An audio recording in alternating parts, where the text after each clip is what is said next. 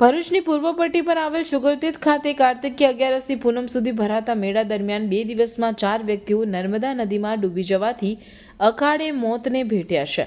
ગતરોજ ભરૂચના વેજલપુર વિસ્તારના નિઝામવાડી ખાતે રહેતા પરિવારનો 11 વર્ષીય દિશાંત જયેન્દ્ર મિસ્ત્રી, વસંત મિસ્ત્રી અને બિનિત વસંતભાઈ મિસ્ત્રીનું ડૂબી ગયા હતા, જેમાંથી દીક્ષાંત તેમજ વસંતભાઈના મૃતદેહ ગતરોજ મળી આવ્યા. જ્યારે બિનિતનો કોઈ પત્તો બીજા દિવસે પણ મળ્યો ન હોય ફાયર બ્રિગેડ દ્વારા નર્મદામાં શોધખોળ ચાલુ રાખવામાં આવી.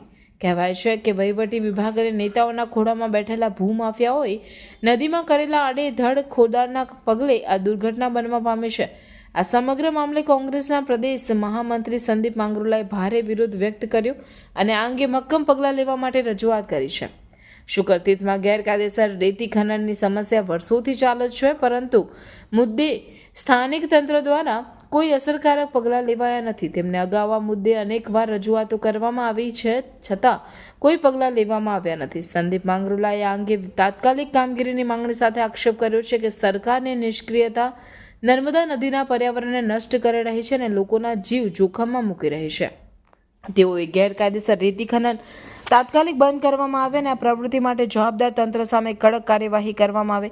દુર્ઘટનાના કારણે મૃત્યુ પામેલા નિર્દોષ લોકોના પરિવારને 50 લાખનું વળતર અપાય અને ગેરકાયદેસર ખનન માટે જવાબદાર અધિકારીઓ અને ખનન માફિયાઓ પાસેથી આ રકમ વસૂલવામાં આવે. નર્મદા નદીમાં વિસ્તારોમાં રેતી ખનન માટે કડક નિયમન લાવવામાં આવે અને ભરૂચ જિલ્લામાં આ પ્રવૃત્તિ માટે એક વિશેષ મોનિટરિંગ ટાસ્ક ફોર્સની રચના કરવામાં આવે.